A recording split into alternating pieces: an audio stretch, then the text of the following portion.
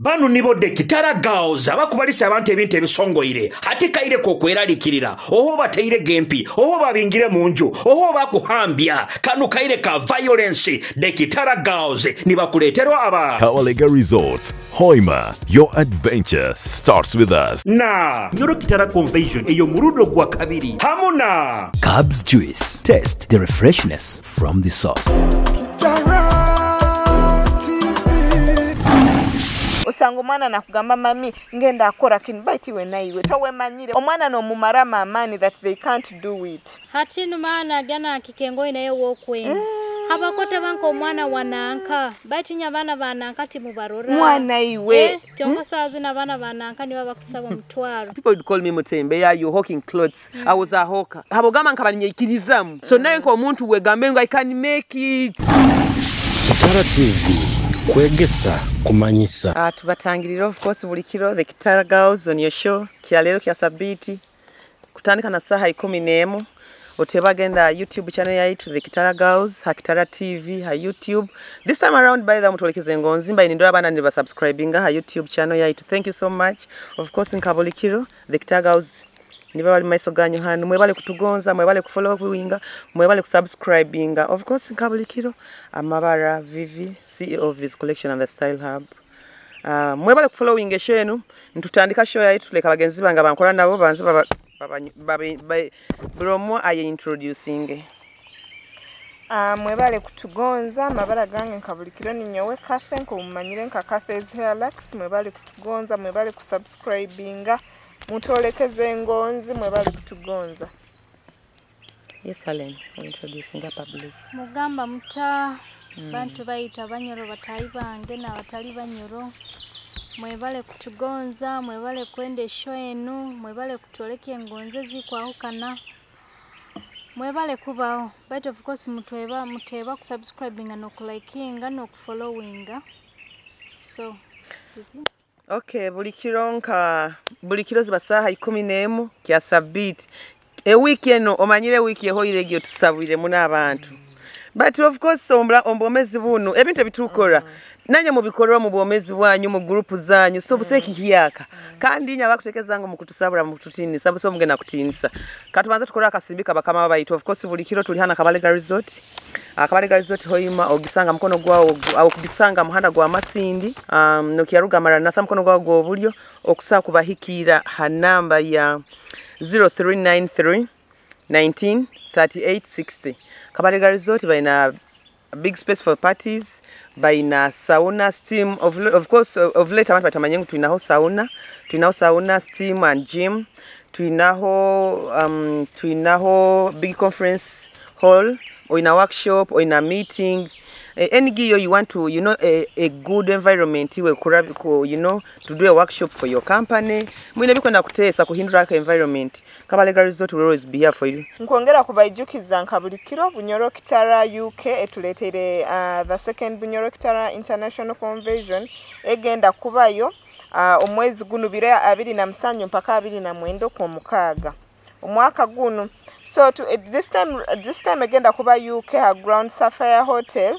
Then tuinayo na abagambi abayingi tuinayo abagamba bagenda kuzina kwegamba nabagenyi bakuru bayingi muje tunyumirwe muje twegonze bagenda kuranga business bagenda tuhereza bingi bagenda tuletera opportunities nyingi so iwe wena alahero kono yenda tuje twegonze obaba nyoro bwegonze ija Sapphire Hotel UK. So tunaona our Cubs juice as usual, the Bunyoro's finest. They have all kinds of juices. They have smoothies, they have smokies, and then they are available for all kinds of functions. Do you have a wedding, introduction, you have a birthday, or you want to surprise someone? And they also do delivery around town. So our Cubs juice okubasanga MTN number 0781 43 84 66 and then Airtel 0704 15 32 30. Location Balea Central Market Haiguru. So kusaba terera ha nambe ezani bakuhereza all kinds of services and all types of juices. Okay, tumaze kwa kasente kabakama bayitu maze munyumize wiki bayireta. Wiki ebaire nungi. Okay. Kajura kalimuka kutuvuga embehe. Abantu bakubyala. Bantu bakubyala embehe nu. Abana agamba ka weather for the two. Weather for the two. A weekend nyasinge gifunamu. Nginyumire muno nyonka vivi. So the weather is for two but labor is for one. I know. Tuina kuba muntu mugezi. Okay. So nkwenda mubaini murabara mu comments za abantu bani babazaho nkwenda kutandikira kusabura natakabe kubaze kikuombeka. Inya bakutugamba iza nkwenda kujukiza abakutugamba. Tubaze bikuombeka emirama itukubaza te kuombeka. Mama wao atakuombeke osata kuombeke iwe kwenda Kitara Girls niye kuombeke itu ene show tukubaza bya tukutunyumira nkaba the Kitara Girls baiti obokuhurambe show nte kunyumire scrolling hali abaginyumira wama shout out to everyone akunyumira whatever the Kitara Girls are doing and we are here to hear the air twino omuntu tukuputinga down baiti obokufilinga ambu tukuputinga down scrolling leko taputinga down anyumirwe show abana mwana kaseba antamire bakani bagamba ati kyale mu kubarwa muri bibibu mukutina kubaza kwati tukuliriza Aban Nkwenda kusema aba Rotary recently I had a meeting with them at my workplace with the Rotary but they changed my name from Alain to Kitara Girl. It went never could the Kitara Girls. For a service Kitara Girl, but I want to thank you for appreciating the show. Yeah, people are really appreciating. So who are you? Iwe ni wogamba ngu tukurabya mwe you know tubaze bikuombeka itwe genda mu kanisa pastor kutebeze genda mu muzigiti reverend nanka imana kutebeze leka kututerere tokombu mutuombeke tukenda bitu bikuombeka who are you telling iwe toina inyo mugenda kutekeza tugenda kuikara camera and trying concept ya show we literally know what to do and we are guided the producer and I saw someone asking mbu who is the manager who is the director of this show kwenda kumukura kwenda kumurogo kwenda kumuita if you think I am actually so bitter with the people who are talking nonsense there are those who are buying what we are doing you bako no hurambu ekintu kye tukoleire scroll we are not putting a rope in your neck but you come and view us you come and comment scroll take away your stupid in mind IQ take it away from our show leka kwikara aho you threatening mbu who is the manager who is the director so what ukona kumukoraki and we are here to show you mbu twina nambere tugenda ndiboka atandika butandika otherwise mwesotinge kyalero murama gwa kyale tukwenda kubaza Okw'Eikiririzamu yonko omuntu iwe okusa Okw'Eikiririzamu otakuhindura obomezi bwawo nyowenka vivi enhankenga yange tubairoho mbairoho manyire kigambo kyo Okw'Eikiririzamu oba nkayo omuntu Okw'Eikiririzamu nogamba nyo vivi mu myaka yange 5 eyinkozere mu boutique nkwenda mbenyine kinkozere ekindi like nogamba nguzire akataka obantu lukize business and habukubanga koraki Okw'Eikiririzamu from the word go you understand so nkwenda ku encouraging omwana musikiala outside oba wherever mwojo mwege Okw'Eikiririzamu leko taikizo muntu wena kuteka hansi you understand leko taikizo muntu wena omutokusa kikora you understand bado okuruka gambire mbo omubongo bwange nyowe kwenda kuba anti Okw'Eikiririzamu kandi bulibo yongera Okw'Eikiririzamu uplift yourself amana ago gaina mulinga kusindika bulibo obyamo kawuro obugarabu kukwasi no gamba baitu nyine kinyina kora habukuboni namo Okw'Eikiririzamu kuli ko omuntu you understand so nkwenda ku encouraging omwana omwisiki omwana omwojo inyona nambere mukutulolera mwege Okw'Eikiririzamu nka abantu for example nyo vivi nka nyina business kala online business abantu ni banseka go toja kusobora baita abogamba nko kabaninye Okw'Eikiririzamu nko omuntu you understand nyatandika from online nyagenda you know nyafune eduka from the duka ngenzira a different project you understand why habokubanka Okw'Eikiririzamu regardless ebyabayire nkokora nizinterwa you know nibasindika kuni bagamba to kusobora toja kutomanyire mulingo olipangisa mulyango mutawuni tomanywa ati takes to run a business but because nyonko omuntu nkabaninye Okw'Eikiririzamu from the word go you understand however much no boba no ine kyokora habayo ebikulemese nyuma ebikusika omugwa kugara nikusika ari kusika kano gamba kangaruke mu maisi ni kusika gamba no nyine kinyina nyina target yange nkwenda akora so I am here to encourage buli muntu wena mwege Okw'Eikiririzamu nka abantu mwege mube nebiroto bimukuwena no manyambu kino kiroto kiyange mu myaka eti nyina kubanko zereki achieving so ale niwo kibaza hoki ekiobo omuntu Okw'Eikiririzamu omwana omwisiki oba omuntu akurora program eno okumu encouraging ata Okw'Eikiririzamu so ekintu Okw'Eikiririzamu kino in yourself first of all also ku valuing yourself and to know your worth Okay. Whether in a relationship, whether in friendship, whether at work and whatsoever, wherever you are. Like you have to believe in yourself because you wankoba okuba oteekiririzeemu, of course n'abantu abali behind you, you will not inspire them. Of course muntu bw'oba n'oyeekiririzaamu, it is very easy for example hamulimo. Only boss wawe na ranting with this one believes in herself. So nawe kikumuha amani like na kuongeraho iranka like if you are a cashier or maybe to the receptionist or from the receptionist to the manager because you believe in yourself. Kandi ola muntu bakuba nakurora Okw'Eikiririzamu ekanda kajja kakuhereza proposal kagamba would like you to be my supervisor or what kagamba tinkubisobora nyowe tinkubisobora. So how will you oragendo tahaidara lindi? So Okw'Eikiririzamu kintu ky'amani kandi okumanya value yanyu nakyo kintu ky'amani. Self-worth is somehow important in our lives.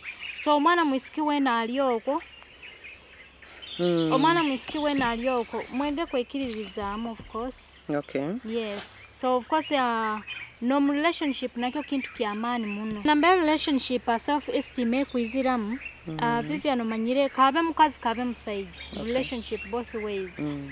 Like for example bokuba ino musaija oba of course abasajja banu bagira different gunde baba ni benda. Omusajja wa wajja kuba na yenda a mini skirt but you want you are uncomfortable. Yeah, you want to wear a long dress or a long skirt. Yeah. So bokuba Okw'Eikiririzamu that you have that body which you can show in that mini skirt. Of course omusajja jagenda tozo waka skirt kagufu n'olugao na chitinga no jaha no tutokera internet. So kintu ky'Okw'Eikiririzamu kino nki advising muno. Hayo kasokibazaho kintu kyo omwana okumwenkara nkwendo banzo sobora omuntu kintu ky'Okw'Eikiririzamu Okw'Eikiririzamu nko omuntu believing in yourself. Then no believing in yourself or self-esteem kitukweta mu rujungu nti self-esteem kikatinga it goes so wide in different areas. Nyeki nkusa kubazaho nti nyowe ngenda kubaza as a parent. Okw'Eikiririzamu self-esteem eno nyowe am encouraging n'abazaire genda gani bahereza abaana babo you know backup omanyire kubambu aliho ekintu kyogenda akora abazaire bano mubana abaana hati bw'obana abaana nosakusanga omwana okumujuma baiti wogire kitwe kikoto baiti we manyo buguru wa bukababuta baiti we togira magezi ki affectinga muno kids moso abaana ni basoma osangoli nagamba nyo bakagamba ntamudoma nyo wenta amudoma. If we are encouraging those kids abaana baitu oba abaana banyu mukuba omwana no mugamba kinu kigwire oba kikozera but you can do it. Nuko mwana gwakula ina self-esteem egyo nyo nsakubaza personally I've had the family pushinga muno mukintu kya self-esteem kokumbagambege. By the way abamanyire Masindi I was one of the runners up of Miss Tourism Bunyoro 2017 but backup yange kaba my mother. You know that thing of kangenenye simbe Allen, you know the things. Alo mubakande ira buli competition yabaga muri bayingi abana bali bayingi, you know what, it was really big. So Allen, you can understand what I'm talking about, that muri bayingi, so you need that backup, someone telling you know what katho gyakikora. You can make it, you can be a miss. You can be a miss like okusa koraki pushing omuntu nakutekaho gaki amana go that na na motivating. That's what I can like, that's what I can so mutu motivating abazaire tuleke kujumira abana osanga omwana nakugamba mami ngenda akora kin baiti we naiwe towe manyire mutaba nakutuliba naku chonkai wo gambo gya kusoma kosen biki omwana no mumarama amani that they can't do it.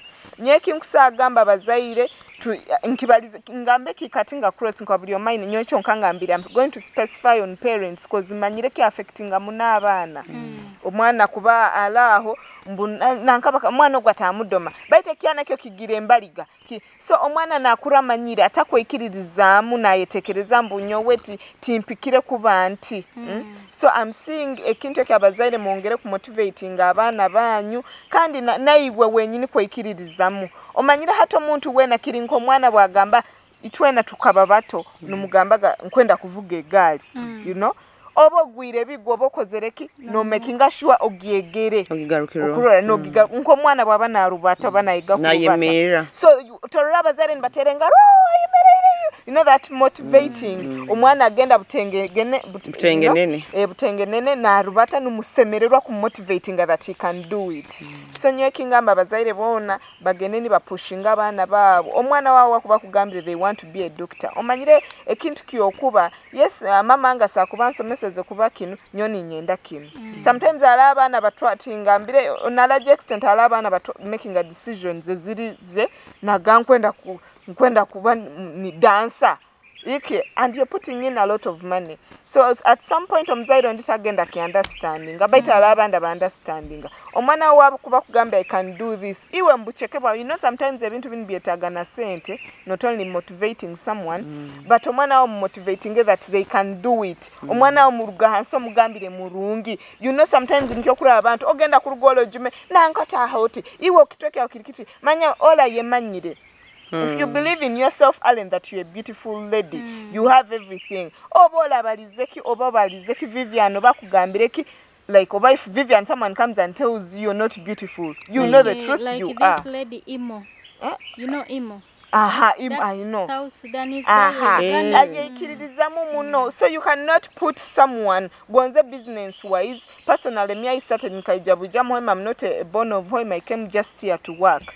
Chongo manyi kujo katanika business otamanino wogiaguza so at the end of the day Okw'Eikiririzamu kamanya mbukinu nkikozere kandi aloha babikozere bakoraki babirabamu no like babirabamu you know nkomuntu akusagamba nyonka bwaraba nanka yakikozere huwa amai like utakikora so kurora so nabeka abantu enge no gwenze friendship omuntu wana akugambira kwenda akora kinoba Vivian angambira kwenda akora notanka kusekdera kakisobораga kusibiro kutakumara umwaka ya that's sobora esho niwe yatandika already mugibaliriza te kusobora te koraki learn to motivate people kandi minaga kumanya abaho abantu you know omuntu wabasobeze instead of you people kumuteka hands you know sometimes it's good you motivate them it cuts across over friendship obola sobeze obola kozereki so self-esteem nyongamba nkomuzaire tuwege kumotivating abana baitu kurora ebintu bya norore omwana wawo nakura narore byahara you know omwana warana yegomba banange kabalega resort on etaye kitongole mwetayo muntu motivating omugambe you know what you can also make it habukuwa go muntu ataruge mbu from nowhere they worked hard and they are where they are today kurora so abazaire twege ku motivating abana tuleke kubajuma o inebibaligo inebiki omwana omukuru omtraumatizing data Okw'Eikiririzama at the end of the day no gamba itakana abatayiba ko bakora kino okamwita kuruga karo kumolekya wakakura kubi China kababatara magura ine embali manya togira wewe okakura nko musaija bintu nke toina mani olisiepere alimbanywane bantinyo you can attest to this mwakabaga mwina muri banywani alo omuntu akara wena no tugenda ayenobere amanire for them no baba isomero aba isolated from the colleagues wewe nyina isolated antiki kuruga mukaba zaire mulingo bakwikandi bamutocharingo bwongo bwe abana bananka bakufuna amanyabiki iboli hano weno uzimbire kitwe ati ngambira bambo mwana ogo nakura wamanyire ebintu ebyo tibitahabye ebintu bya success is not meant for them yet instead of you abazaire mukikaro kyo kale condemning abana kozereki kwato mu advising buli omasobya mugambe kinu kiyokora ogya kubanko like omwana motivating to be what the ekyokwenda oba nawe kyakwenda wena kyakugambira chonko sangoli na now tibakusobora tokusobora tokora. If others can do it, abantu barani bakoresha batani bikora ki, why can't we? So let's try to motivate each other in everything. Learn to motivate abana abo abukwa mubongeraho self esteem is key. Kubanga abantu batakusana kurora mu kamera munakaja kaikara kandi bali kuya bakutira kerere we ataineke Okw'Eikiririzamu oli nankabara akisoboire and for you deep inside okimaito kusakwikara hano. So let's try to motivate no kwenda kumanya Viviana kikorata, you know, Alena kikorata. Buli omaba ne kirungi ke, no one can be mbwali mubia ina everyone has something kyakusa kuongeraho. So leka tu motivating ngane na abana baitu tubakuze orora kakawa nketa kawa mei ka baby ka Vivian kuruga karanketa mei. By the I gave him that name kuruga buto. I call him Meya. Era bwandura manyire antogwa mwita Meya. Brian aja kumu training omuntu wa Meya. Sinkumanya badhene omwana ogwakula nagamba wagenda kwetegeza kamanya mbu Meya bati na so antu wangola yaraguraga obwa Meya. Let's motivate our kids niko babe na self esteem kuruga. Nyowe kuongereza about omuntu Okw'Eikiririzamu. Learn to surround yourself with positive mind. Positive friends, developmental environments or developmental friends. Omanya bulibo bana abantu a crew of people who are developmental or positive minded people. Your mind will change. You pick something. You pick a leaf from their chat. You pick a leaf from their talking. By the time otugenda kwauka na ito kabati Kitara girls, we must have shared something. No gamba today Vivi nyine kimuhiro, ale nyine kimuhiro, kase nyine kimuhiro. You understand? So mweteke mwenkore yokuba na abantu abali positive minded people. Abantu abakubakira home in terms of standards of living, abaina ho businesses zikubakiraho, abaina exposure bali basiroho, abakora kurunge mbomezi obo wandiye gondizo kubaho nkabo. They do. They will put you down because they don't want you to achieve. They don't want you to win them. You understand? So mwege nkubagamba mwege oba kuba no muntu woyina buli bomuleta idea nkona kutandika ka online business. Nyine emitwala abiri emitwala abiri tukatwale mu bar. Emitwala abiri garakoraki. Mweyeho ija nyomo avivi ija wherever any friend you have because most of you continue. Funa munyoni woyina ondi omugambe wewe. Nyine emitwala ngabiri. Manje natandika ka online. Mfuna bukaito bange ngende one of the shops mu town mfuna yobukaito obusubule okubusanga obukaito obusubire nka omutwaro nobutuguzago mukichweka buli kakati nokali ya 10 that is the business you're going to eat without paying rent, without paying taxes to sasura, and this is the clean money you have habwaki kikuba kirugirenka hamuntu ono wobaire nawe oye habuizo yabana positive mind ya ku that go ahead baito laga mangu na tubaza tugene mu baratu nywemu as a balance rasigara ni botu you need to trust such kind of people in your life. So kasa nikibaino enda kuongereza hao takahumwire alehe binte bindora malini ngamba omuntu Okw'Eikiririzamu. Example omwana wangu mukuru he's 7 years. Ashley. Yes, Ashley nkamzara when I was 19 years but a lot was said. A lot was said including family members.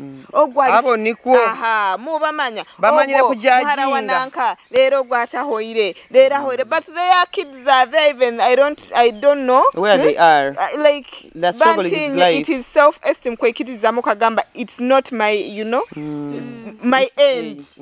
Kuzaro mwana at 19 it's not my end. But bokuba nako omutwe mbabo kubokura abanyakyaro bo mukyaro nibagamba kinu muhara wananka lero bimugendeire kubirero lero muhara nibakwata mama wao.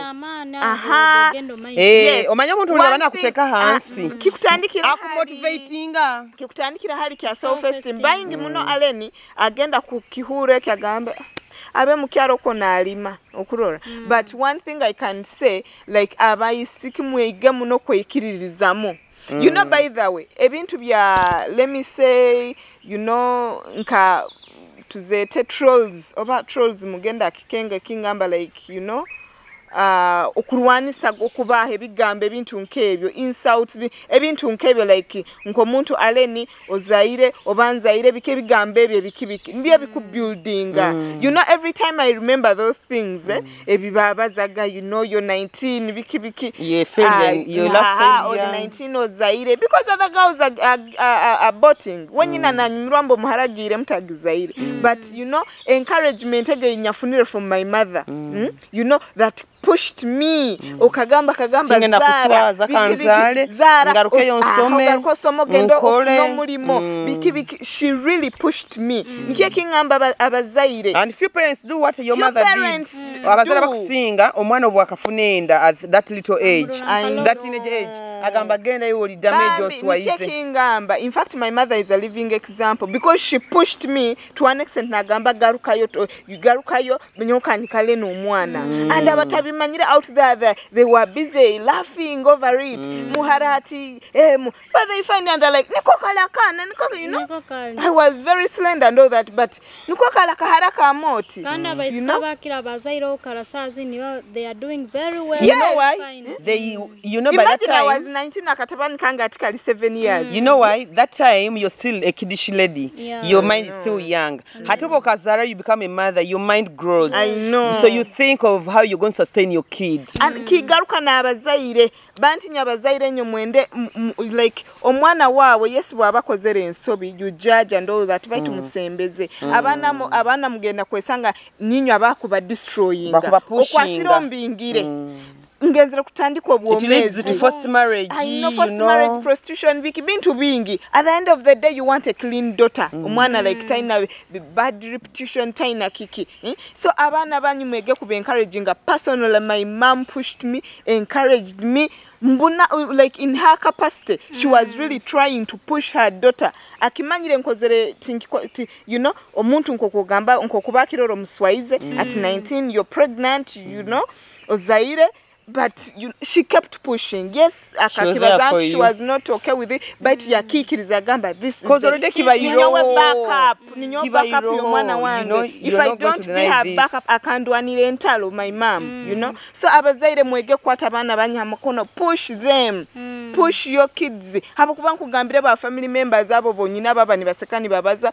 out there the family members who are looking for us ngabakota banko omwana wananka yes kurefaring abana bananka at the end of the day the goal is making money ngeri ba omanyire myaka egyo no myaka 18 now 19 shalo botanikire egyo stage the adolescent one tumazire form 6 tugenda campus ati no bono of course ebintu bya relationship obo bitandikire hati no mana gana kikengo inaye wokwenu habakota banko omwana wananka batinya bana bananka timubarora mwana iwe kyonko sazi na bana bananka niba bakusaba mutwaro I know so bani mushinga abana bananka ninyo mukusaba aleno mutwaro I know God is great nawe kogenda kujuma mwana wananka tamanyini wagenda kwata najana kuga baitu oikara hoimoko mbaye nyenda mara wango mtoleze kilimo ekandi wambazaga okazara no kiyali kwenda nyo by the way I'm so proud that nkazara ninkiali bula bunti ndi muzizinga zo kutozo hara mfuni senda yes omasagaru sa mubiro gake mukuzara no I'm not even thinking about that because I look at my son and he motivates me ntunura katabani kanga akambalisize bingi ninkatunura ningamba yes that is my son nyongwe nakusima abantu bo mukiaro abagama gadero go muhara wananko somo muhara wanankara mara abatabukiye kyalera na efora abana efora kyalera kole violence bikakupushinga byakuleta kabalega wakora I am where I am because of your words. Thank you.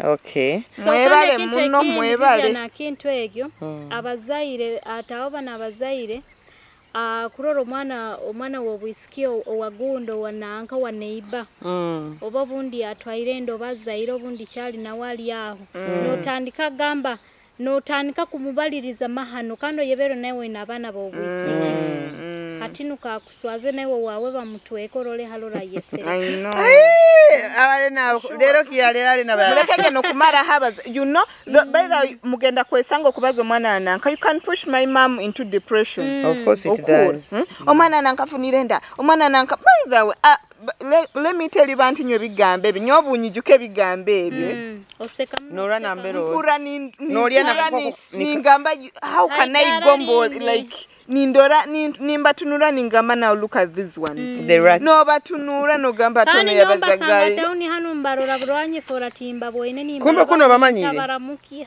kana tinkura mukizaki mbaso baniwe no this you know backward people mulinko muka but iwogendaho out bikibi omwana nankakasiskara when agenda kandi ati to make matters worse to like for example it abazere batu wakatuzani bakali bana ba ogira tajja kubanka nyina mwana iwe na nyina na wakalemwa you guys mugenda gani mubaze ebintu but you people are the ones that are motivating us gonze shogenda gambe shogenda kora kimanye genda kora by the end of the day you're motivating us instead of bullying and all that try to suggest what omuntu muhikire nyowe twinding and to try agenda break ya bakusikora insibiza bakama baita abakutubeza shame nyonda hanu kubayijukiza you people you are not none of your comments or none of your words or your status posts are going to shake us we are very ready for anything we tightened our belts and no one is going to do anything for us and by the way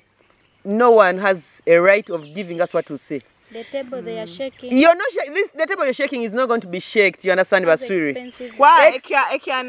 Vivian, no one has a right to say. I'm kind of disagreeing. All agenda kuja Vivian, atugambe, someone can call you. No. In which matter are you coming? No, akuizira kugambe Vivian. Ba nyenda mubaza kintu kino something. Advise me. But just remember, we have a concept of this show. Advise. I'm welcoming it. What sere kubi always radukange mana nkurura gakasho betkintu kikuburamu I'm so welcome to advice. Of course that is not that one is not in a bad way so long as you're not trolling us man ati inywe abakutekereza mbu mugenda kwijano mututinisirize you're shaking the table that has heavy drinks Basuri. So if you feel like the show works and by the way and these are the same people who are the first to view like saha 10 muzikire kya lero bavivi babalizo haliki leo vivi tanda bise mwegali njya kubara bya mwegali no tokumusobora leka manze ata mutya gwentya nyota mtina nuwenti leka tumanze tukore ensimbiza bakama baitu of course nkabulikiro Kabalega Resort asho yenu Kabalega Resort Masindi na Hoima mwebale kuteka mga kasimbi. We really appreciate regardless of all cutters of things. Webale muno Mr. MD for everything. Thank you for this opportunity. We always be grateful and we can never take this for granted. Kabalega Resort Hoima okubasanga 4 meters from Hoima town off Masindi Road Nokiaruga Maranatha mkono gwa gwobulyo. You get Kabalega Resort Hoima and you can reach them out on 0393 19 3860 Kabalega Resort Masindi bali kilometer ina from Masindi town off Kampala Road. Still nabo kusa kubahikira the same management okusa kubahikira 0392 900 baterero inakyo kwenda kumanya or ina bookings or ina you want a staycation, you want a holiday or in a conference. Do you have an NGO, you want a conference? They have big rooms for conferences, workshop or whatever meeting it is.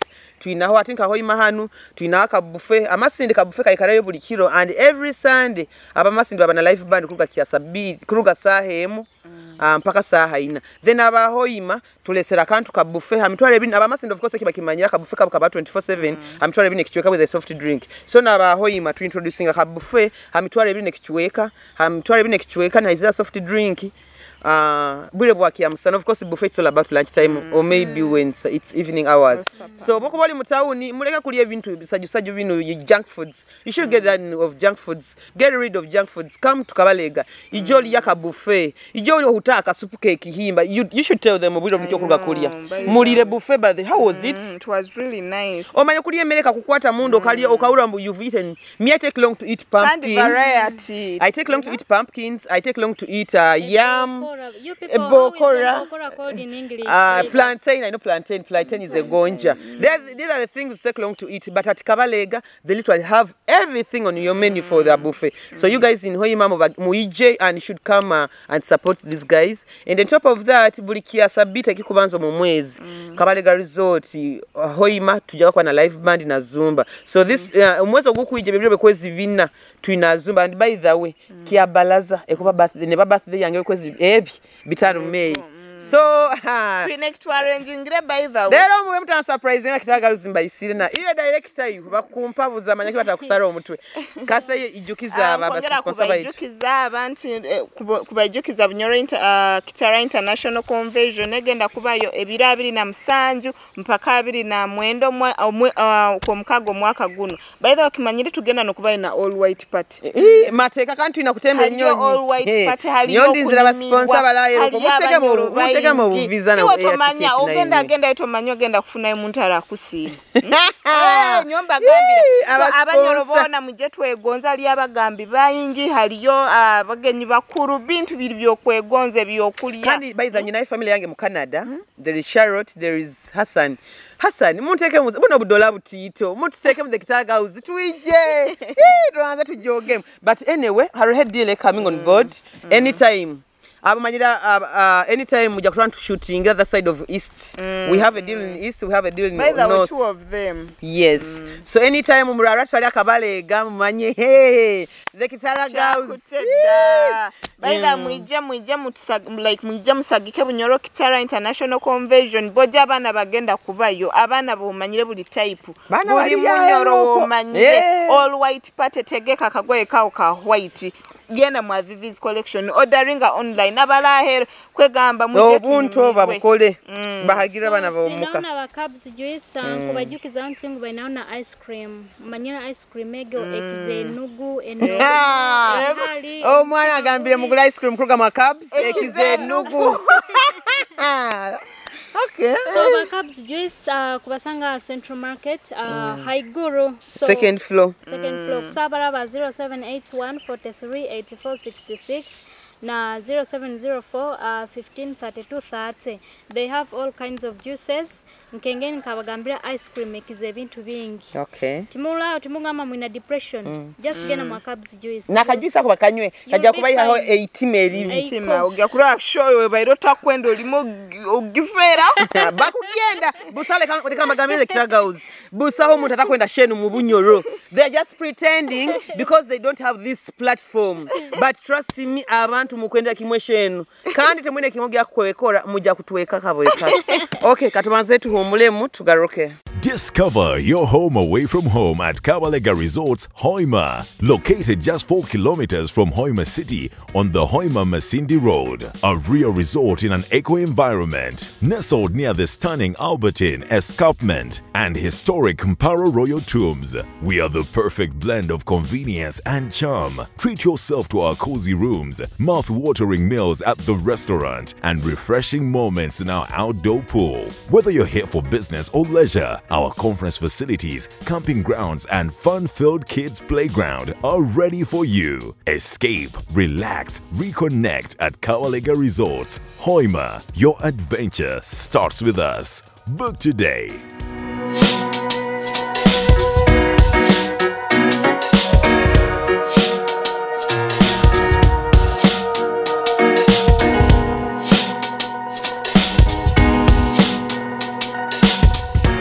Omwebale yo mukuhumura hoko nki abasima muno abayikaire abakugayo mukarango abakuruga mukuhumura kwa itoko mwebale kubani mukyala mukutu mwebale ku followinga mwebale ku subscribinga mwebale ne commentinga so of course nkabulikiro tukuruga ku havinga kalanchi nokunywa otwizo manyira era kalino omuntu oyenda onywa haka akajusika kabs otanyura akajusika kabs zako era katusaku sustaining the Kitara house nambebe tokagendere mukarango kaito mukuhumura ho kwa itoko tubaire ntubaza ekintu kiyo omuntu Okw'Eikiririzamu kayiwa omuntu. So that is the major topic of today's show. Nyowe nko omuntu nyonka Vivian nkona garuka kintu kya abanywani betwina nibo bakyasinge kututeka hansi nibo bakyasinge kutumara amani nibo bakyasinge ngamba tojja kusobora ogo talinanka ogo you know you can't make it so abanywani habwaki otakuendeza omunywani wawe abe kurungi abakuta kuendeza omunywani wawe oba kubakozere you know oba kuba kimanye ngo munywani wawe oba kubandi kurungi kasi you come tomorrow you call me tomorrow you can pay your stack 15 per yet atan I will probably give you the money because I am doing well okabamanga the people who pushed me you know vivi to call style hub hano style hub ebuzirwe mutongere mu fashion you know akalaita nkakubura you understand but abanywani ababiro bina abantu bayina you're the worst enemies that are you know keeping around the fake smiles you understand so to me eshero na iruka nagena mu fake account ngakwenda kusabura you don't ogenda kusabura hani inyo ati nyo kusabura show has a mere comment me I have a voice I need to speak it's going you know viral and wherever it is going actually ijomba again in the Batam town but wherever I am going Kitara girl wherever you kusaburi abantu vivi and so this really makes me it really pushes me there are people who are really motivating me like Vivi do that keep doing that ati ogamba ogega fake account otusabuze kitagaus owe follow tumanyire muno toina orabaina data yokumanya agabirege embu ngena kuhead that please do it honey don't worry why would even speak post whatever nonsense you have oleke kutumanyira you understand sabanywani omuntu weno boko bino munywana tagasa omunywani wawe omuhaire business oyine kyokona kutandika taine kya kuyambaho oyine kizibu you know tokaposanga business yawe takakuhagiraga you know obomolekezo ina idea yokwenda kora akupushingire down otakikora obokikozere becoming successful aizira kugambire ati mwana iwe azimbaga taina amatama why would you have such friends you know I think we are meant to have friends that are going to uplift us that are going to keep us positive you know to keep us winning you understand so literally nyonko encouraging if you think you are having friends that are putting you down that don't have positive minds towards your growth towards your mind your mental health you literally block you delete friends you would rather be alone nibagamba vyantekaza banywani nankatekaza banywani but tinyikaza banywani I am doing better than you ikaza banywani you obo ina banywani what do you have me okay Vivi I don't have friends but do you even do better than I do you do not you understand I have reasons that's why I trash people you feel like whoever when you're trashing you do not add anything in my life you understand there is a reason that's why I pushed and trust me when I pushed you out from my life I am doing good I am winning I am achieving things so I would rather keep Allen and Kathy for some reasons because they are going to push me and they have literally done that but where would I have a caliber of girls we are going to the bus you want me to spend money I know you're biting my you know my back you want me to be around you always send your Vivi tegira banywana it is okay but I'm winning so abanywana bali fake abakuputinga down your colleagues tokwenda akwahera advice akwagambire wewe nyina okanu kwenda ku upliftinga omugambire takusobora kusobora ba Vivi who told you netu tukatandikira we started from grass to grace you understand tukatandika from nowhere you by the people who know my story know nyonka people would call me Mutembe yeah you hawking clothes I was a hawker but you look at you who says I was a hawker where are you right now so habogama Okw'Eikiririzamu abanywani bataninga down nabamu so naye ko omuntu wegambe ngo I can make it with without I can make it have it into your mentality have that mental health like I am going to make it in 2 years I must achieve this you understand so I think abakyalo mbintu ebyo kubakozeseba bakubakozesa omuterere simno mugamba toyo nankai nambere okolokota sako bayo job opportunity kwenda connection hakiri bojenya kwatanagereza watamanyira akakulemesa niwo gomunyoro for example muntu namuterere simna mugamba nkwenda obo mukozi akora ati nati akimanyire kimuni byo wasomera experience ogina dero ogwo waha ogwo waha bantu still goes back to the friends. So, no, like there is no anyone recommending who doesn't adding any value on you. Like abagambe to ikaza banywani but for your mental health and peace and growth and you know by the way peace and growth peace growth and feeling better you know I rather be there you know I call one friend you know Vivian kinu na kinu than having a group of stupid chameleons around me, you know. I'd rather be with one person, you know, Exactly. or even be alone. I But know. being If you alone feel it doesn't kill you. As long as they are not the air that you breathe, you understand? To every time group manya group zananka. No, you There's guys. a group of a grouping and niko ba hating. You know there are some people who they hate themselves. They hate themselves. Kind of group ezo abeforambo like they're fighting us. Habama abakuja ne batukora. I think we have saying for to gihanka. Nine group ingwe na kusabura. I think I'll do this next show. Nine group ingwe na kusabura. There is an insider aina na audio zanyu zampaira simu hano. But ngia kubasabura. You keep talking about Vivian, Kathy, they are fake friends. How is it of your business? How is it? You have only munywani mwina kasako kanywa the girls and the boys. What have you achieved for yourself? What do you have? Information. What have you achieved for yourself? You understand? So the fake friends that keep a fake smile in your lives, trash them that are not adding anything. If someone is trying to perturb your mental health, trash. Someone doesn't want to see you growing, you trash. You understand? Advice. Yes, I might have haters and all. And by the way, nyoti nkabagano muntu wena muhoima munumbu hater wange nkusakwemera nkabaza ho. Like you have Kathy. Wait, akingamba nyowe mbu ni muno. Niwe no munova no takumwenda. Yes. Nyoki nkuhereza muntu wena aliyo kwata kunyenda aba making a sure every day. There are some people I know by the nkara ninseka if muramu mpondera muno such people nikara ninseka every time you're saying trash kathana seka because I feel I'm past that. Halo ho bumbani ndora abane ebintu ebakura mu you know Kathy, maybe something you can't even mention in my face. So meaning like they don't even audacity of talking anything. Yes, so nyowe kinkuhereza omuntu nkogo because personally nyowe I cannot even come and give you a platform and kujuma and I'm past that. Because I believe at the end of the day karma is you know karma always comes. Badange comes you know ekinkwenda kuhereza abantu advice. Omuntu arawana ogamba tokwenda Kathy tokwenda Allen tokwenda let them be like barugoho, you know, because at the end of the day muisanabasasurwa. It's like you cannot be there without talking about Kathy. You cannot be there without talking about they need to talk about your brand, honey. But you know it's not necessary. Mwehereze mirembe you guys.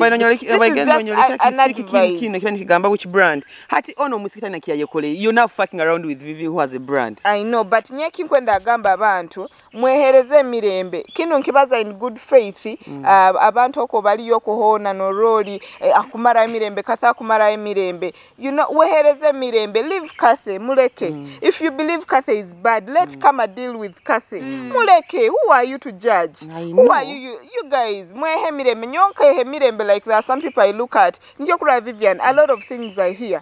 Personally, nyale bintu binyerolera ni ndoroli, ni ndoranko kwa kuruana, but I even never come here and give them a platform of saying shit about them because nkehe mirembe. And I believe now we hide again mirembe kuikahara for sure. So me, if you think that I hate you, me, I don't have time to hate because I'm busy loving people who love me. I know. Exactly. Okay. So, Vivian, point out by nyine kinkwe na kuongera this goes to again to relationship. You are in a relationship. You're telling your partner you feel like you want to do this.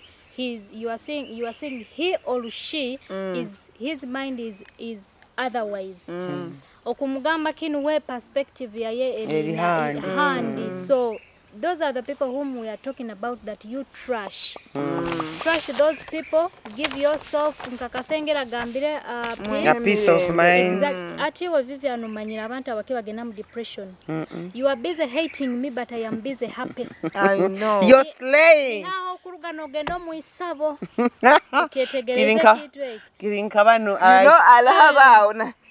Nabaza bintu namanaga atuzire abayireyo mu natekereza orundi you know by the time they are saying shit about you because everyone bagamba bagurukire Kikuru bata you know So if Kathy is going to make you know and go comfy, like okwenda kura relevant personal ala bantu nora ningamba hati you want relevance. You want relevance. All it any kyakozere. I never come out and abuse people like Manyabi because I have no time. Personally nyonke he mirembe. You know you guys peace. It's so important. Even in friends. You know why some people will say abaki Kathy alina nanka abaki. You guys, tumumanye byomundu alo omuntu akuha emirembe. There are people we feel so comfortable with. Ninsa kwikara nkagamba Vivian ekintu kinyakuba entakozere ondi ntaki mugamba because some of you're thinking but emirembe you guys peace. Omuntu wehe emirembe. Wala kasete okumwenda kasa kozere stop moving around. You guys, it makes you look so stupid. You guys. Nyoka mbazo katito tukali kumalira. Point kwenda kurabia about self-esteem. This current president of White Otwina Museveni, this guy akagenda mukisaka ya Rwanda, but because he had self-esteem in him, ya mari ya Rwanda entebya koraki yagitwara omusajja tukarakasize ntakabe kuzara nzai akakarakasanta arakatanga kutukarakata ntakabe kuzarwa nzaire ndimukora akiyatukarakata. Why? Because he believed in himself. You understand? Akagenda mukisaka yagamba karwanire entebe and indeed yagirwanya yagitwara. So abantu mwege Okw'Eikiririzamu learn to have self-esteem in your lives. You understand? Okay. They are these people, for them they are omanyire bunu obu plants okaikara kajagarire kati boka kwa town kebu. So there are those kind of people. Nika irenta karoi tunga kengeri kaba nobukora buti kujagarire kandi bwebumba kandi bagamba gutamubazi ngakimanyo ligumanya mpaka tasakwana.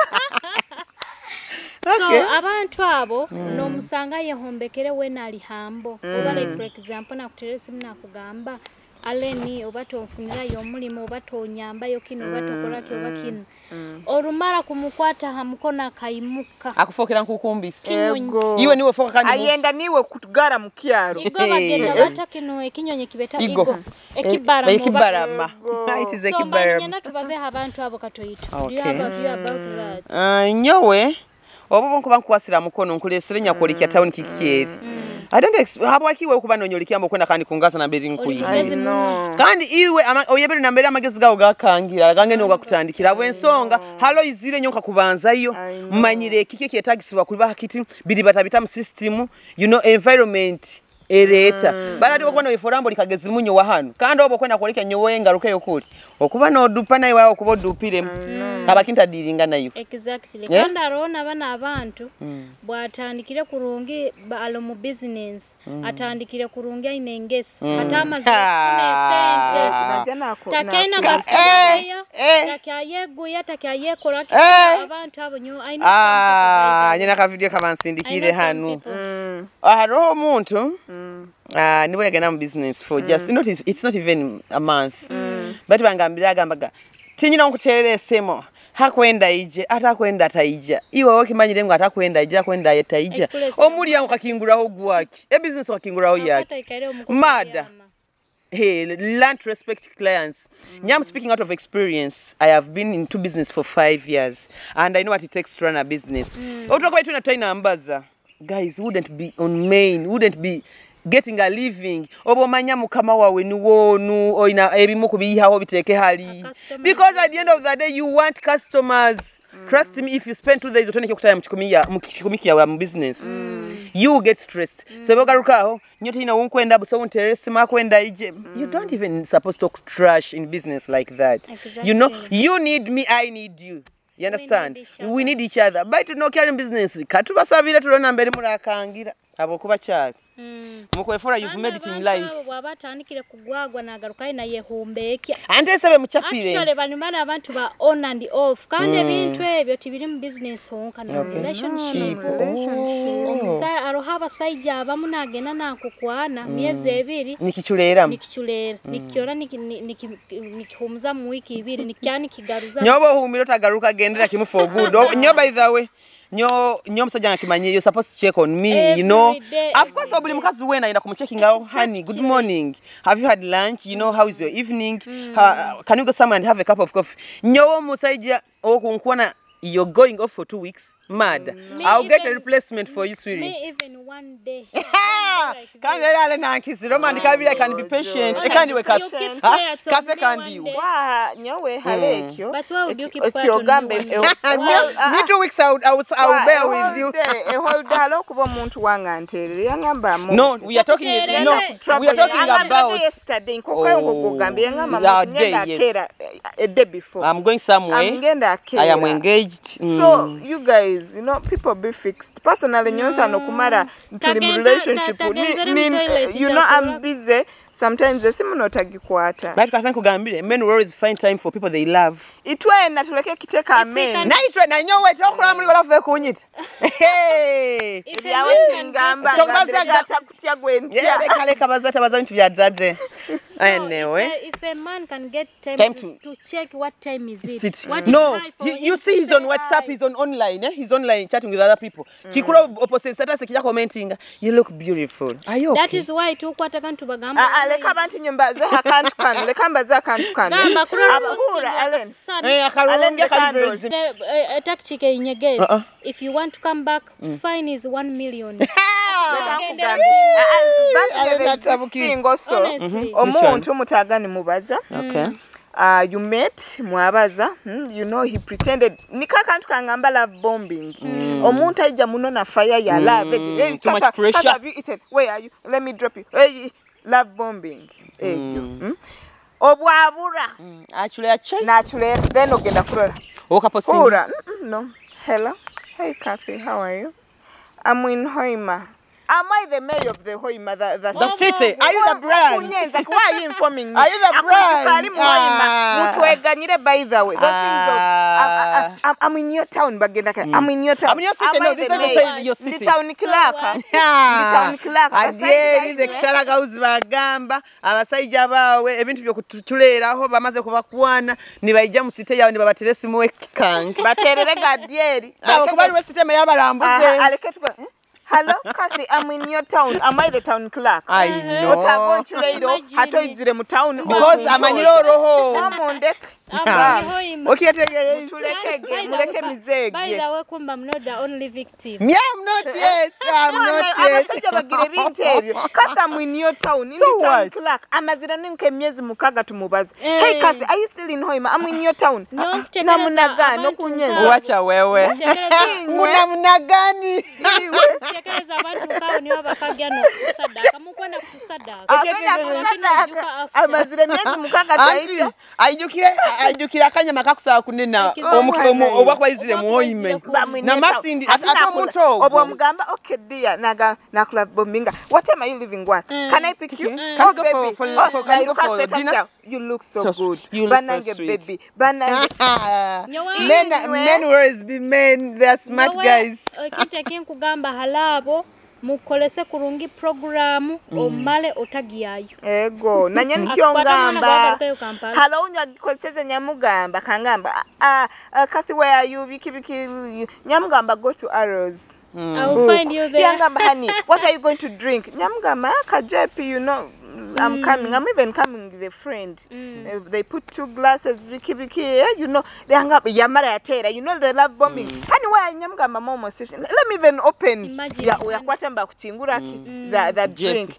Mpanikira obugurumbi amiri okole nyamupanishinga okumara emyezi mukaga tompulizo kungamba amwinyo town ama your town clerk wa Hoima ndi meya wa Hoima mutuleke inywe okay ntumalize shenu nkongera kusima abatandike genda ito nambe tutandikire tujja kumalize shenu mwebale muno kutufollowinga mwebale muno kuturora kutuwachinga you know omanyire no mukutu jumano bakuturora until the show goes viral. And these are the same people oba kuteka bad energy oli nagamba kametaka kiboyini nairuka so ito tukwa tukora sente nke TV ito tukwa tukora omuteka status post zona tuzifuna ito tukwa tukora at the end of the day we are being paid for this. So wherever it is, wherever you are, thank you so much.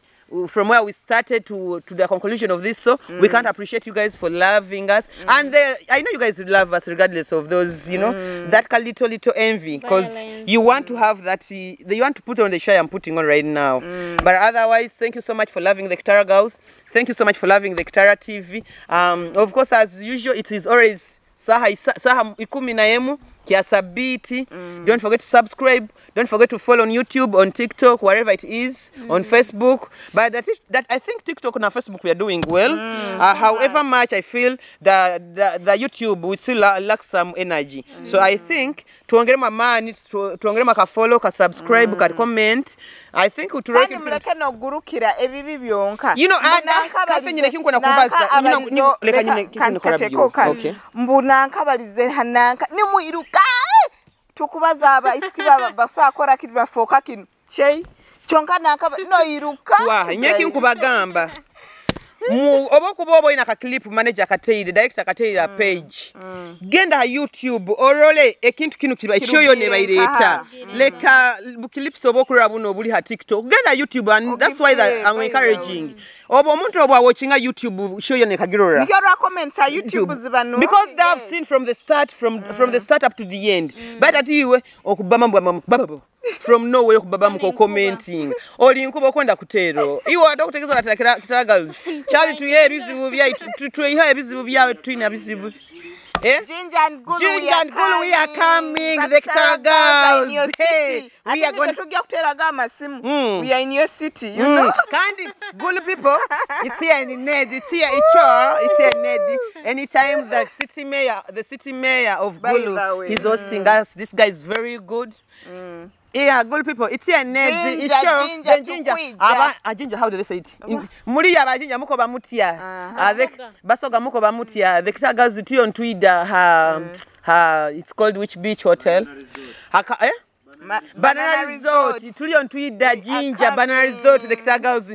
Twitter ntuyenda mutu hemboli na nemonde hemboli na maido. So you see where we are going. You see how we are winning. Promoting. So thank you so much. As we end up the show, let me say hello to my man. Thank you so much, and for loving me. I am so grateful. I can't appreciate everything you're doing for me.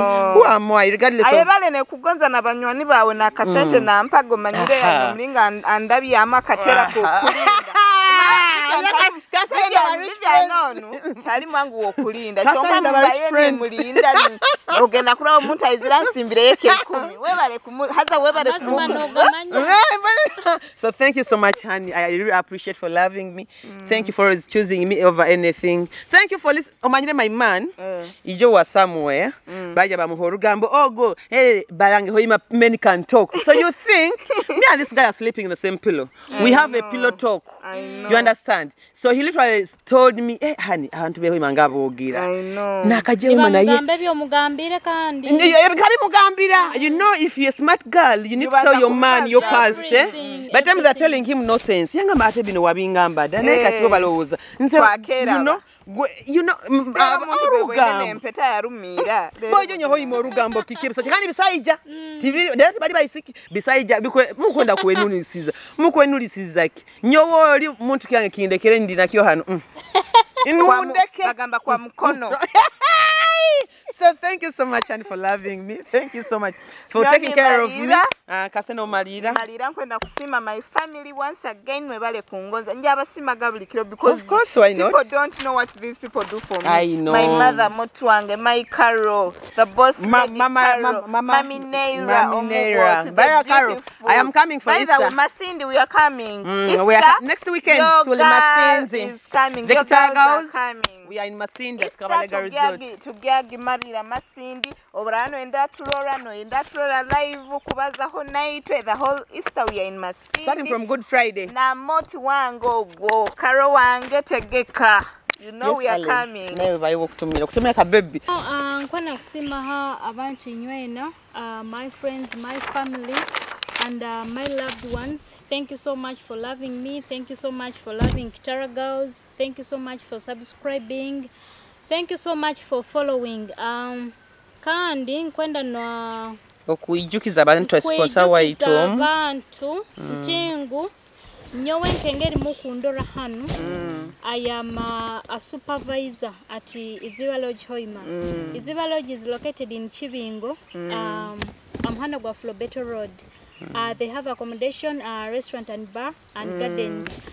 Borabo manyire kinte kibeta amaizi. Come at Iziba and experience water.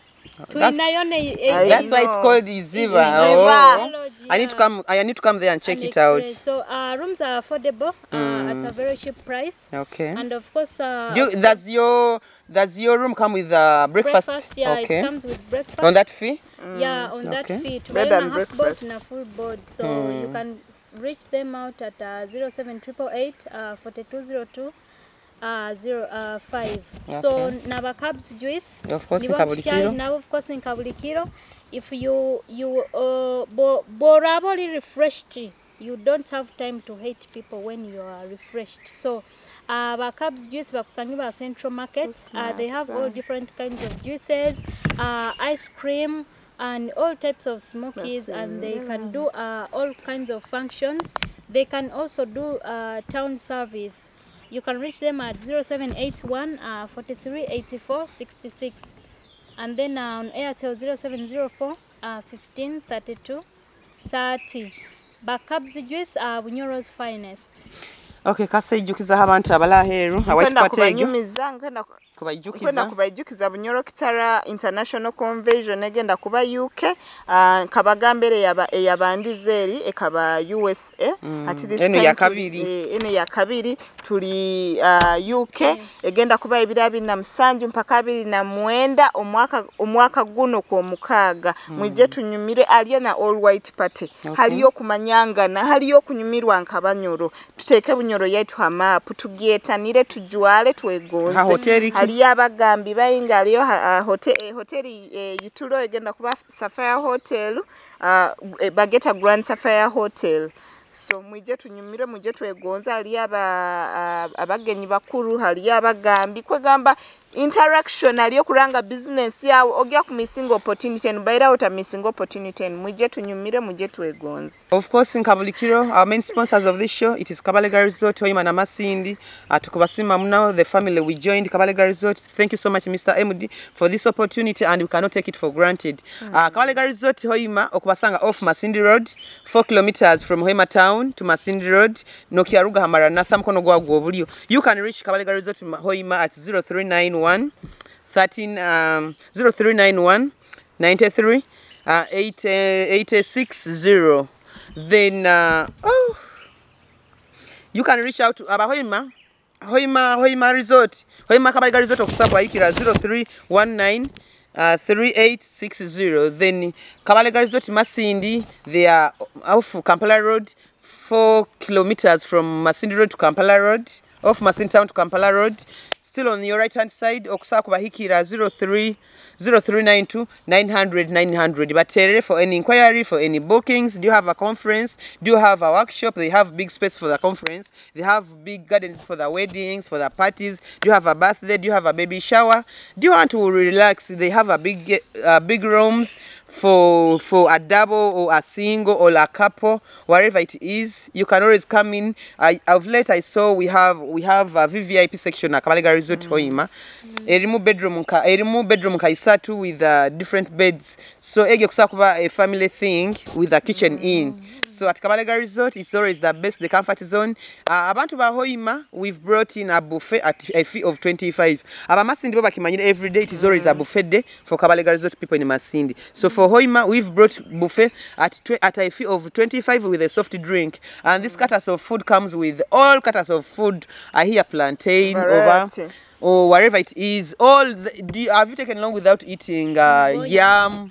Pumpkin, I hear fresh beans, and one good thing about Kabalega Resort, mkubi yawe kuba boil today we've had a buffet, but you guys can testify. So you know, have you ever come somewhere oka ordering you know ebihimba bya binyumiro boine nibyoli by the 8 beans. Yes, it was a very thick one. So this guy Wakabalega, he has a good chef, he has good service.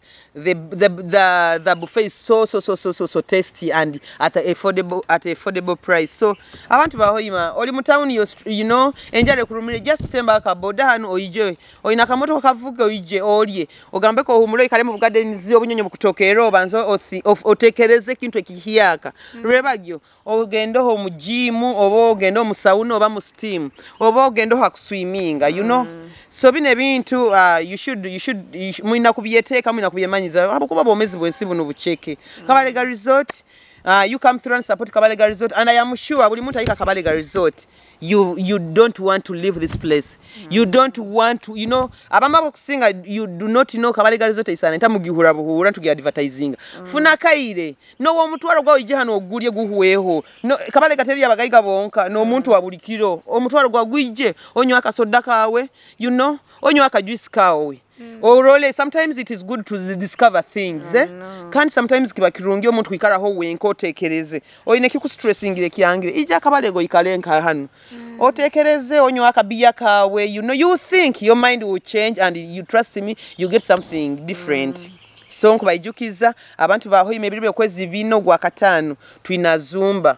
Abamasindi baba na live band buli kiasa beat kuruga sahemu mpaka saha ina hata abahoima tukakiteka ho buli kiasa beat ikikubanza mu mwezi tukaba nayo last time meyaka bahano manyeti scatters of Mayor Brian we had fun, we enjoyed abana bakatero obuntu no urashushishi so abantu bahoima nyona nkubayijukiza and I'm going to give out the flyers, the posting ngena kuba nibagitaisura very soon ya live band na Zumba live band. It is free of charge entry. We don't ask anything for entrance fee.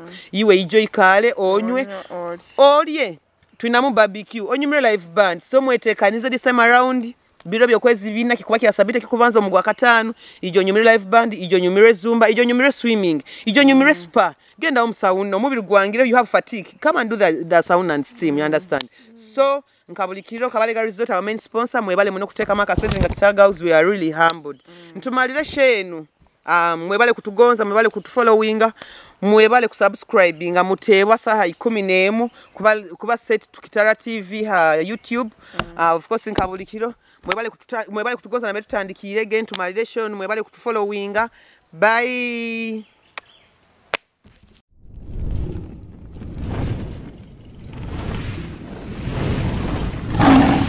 Kitara TV, Kwegesa, Kumanyisa.